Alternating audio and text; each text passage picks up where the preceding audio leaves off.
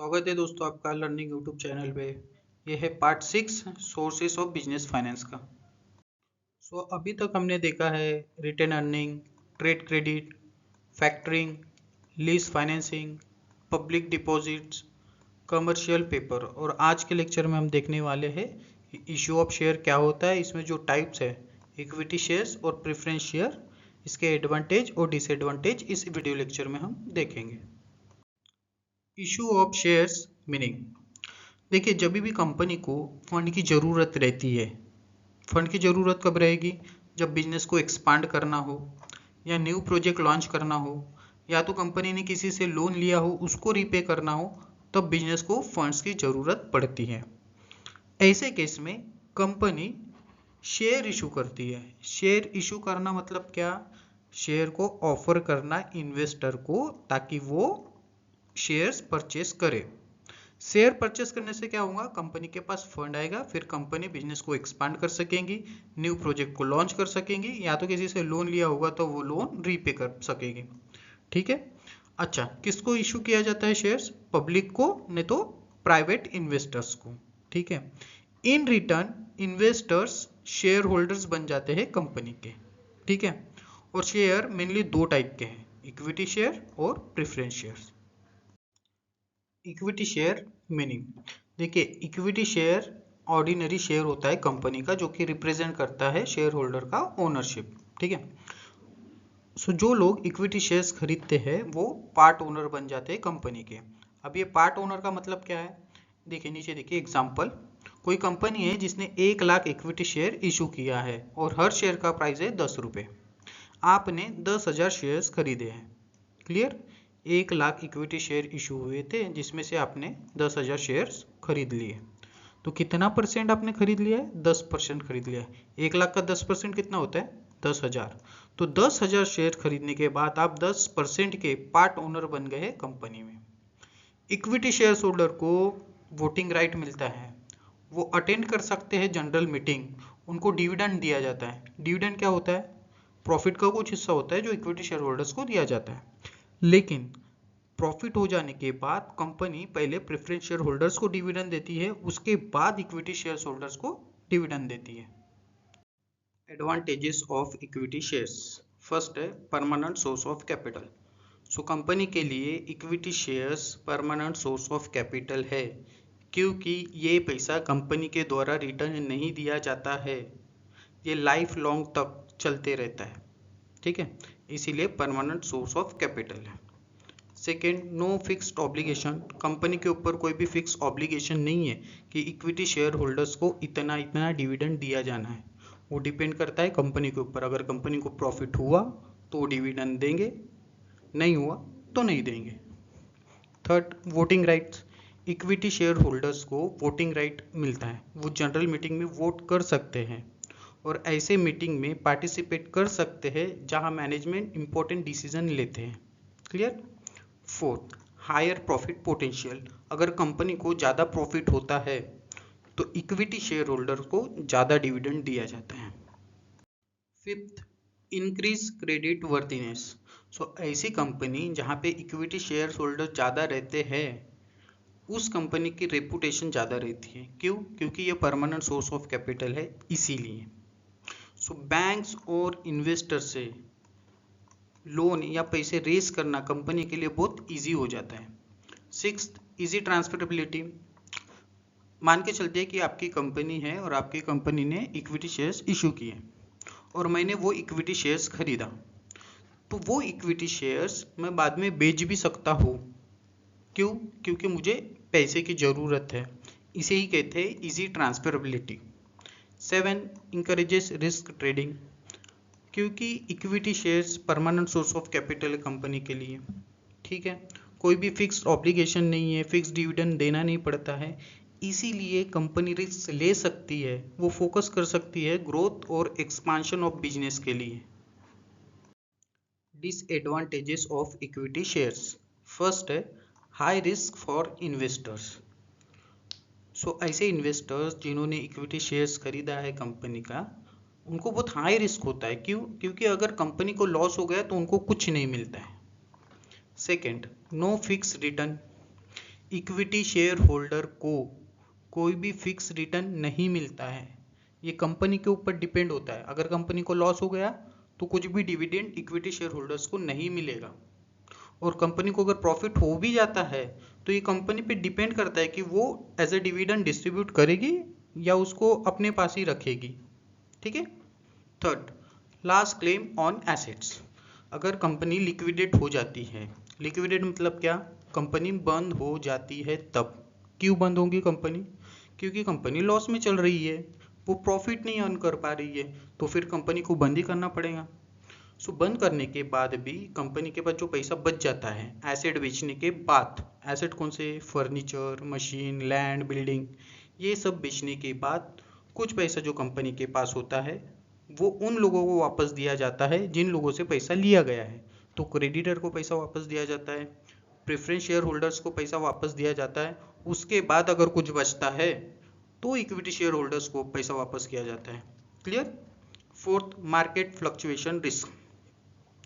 आपके कंपनी ने equity shares issue किया, मैंने वो इक्विटी शेयर्स खरीदा, मान लेते हैं कि 100 रुपये का एक खरीदा मैंने, अब मैं उसे बेचना चाहता हूँ, तो मार्केट फ्लक्चुएशन रिस्क है।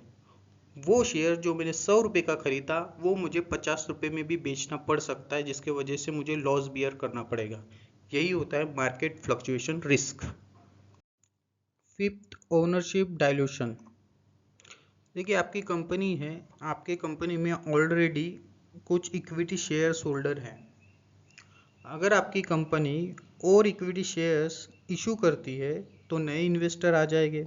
अब जो नए इन्वेस्टर आएंगे उनको भी ओनरशिप, वो भी ओनर्स कहलाएंगे, उनको भी वोटिंग राइट देना पड़ेगा, वो भी मीटिंग अटेंड कर पाएंगे, वो भी इन्फ्लुएंस कर पाएंगे मैनेजमेंट के डिसीजन को। सो इससे क्या हो रहा है, ओनरशिप डाइल्यूशन हो रहा है। पहले कुछ लोगों के पास ओनरशिप थी, अभी और ज़्यादा लोगों के पास ओनरशिप आ गई, तो इससे क्या हो गया, ओनरशिप डाइल्यूशन हो गया। ठीक है। Sixth, costly source of capital. Company के लिए इक्विटी शेयर्स इशू करना बहुत कॉस्टली होता है। क्यों? क्योंकि अंडर राइटर को फीस देना पड़ता है, एड्स चलानी पड़ती है, और जो इक्विटी शेयर्स होल्डर्स रहते हैं वो हाई रिटर्न एक्सपेक्ट करते हैं, जो कि कंपनी को देना भी पड़ता है। इसीलिए कंपनी के लिए equity shares expensive source of fund है। 7, uncertain dividend policy. Equity shares holders को डिविडेंड मिलेगा या ना मिलेगा ये कंपनी के ऊपर डिपेंड होता है। अगर कंपनी को प्रॉफिट भी होता है फिर भी कंपनी ये डिसीजन ले सकती है कि इस प्रॉफिट को री इन्वेस्ट किया जाए, ना कि डिस्ट्रीब्यूट किया जाए इक्विटी शेयर होल्डर्स को। सो ये जो होता है इनकम अनप्रिडिक्टेबल होती है इक्विटी शेयर होल्डर्स के लिए। 8, lack of influence for small share holders.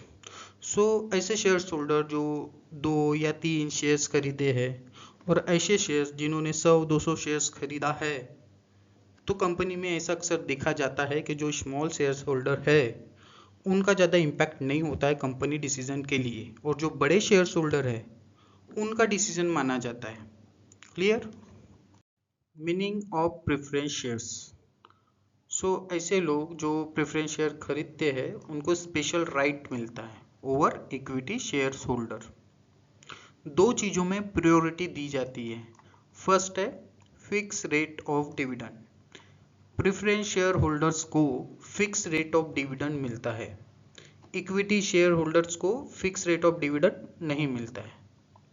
Second, getting back their capital first if company is close और लिक्विडेट।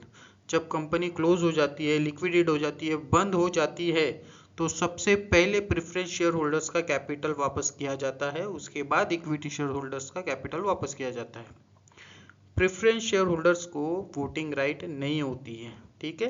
वो कंपनी के जितनी भी मीटिंग होती है, मैनेजमेंट डिसीजन लिया जाता है, वहाँ पे उनको वोटिंग राइट नहीं मिलता है। Advantages of preference shares. First है fix rate of dividend. Preference share holders को फिक्स रेट ऑफ डिविडेंड मिलता है, कंपनी को प्रॉफिट हो या ना हो। Second, priority in dividend payment. सबसे पहले प्रेफरेंस शेयर होल्डर्स को डिविडेंड डिस्ट्रीब्यूट किया जाता है, उसके बाद इक्विटी शेयर होल्डर्स को किया जाता है। Third, priority in repayment of capital.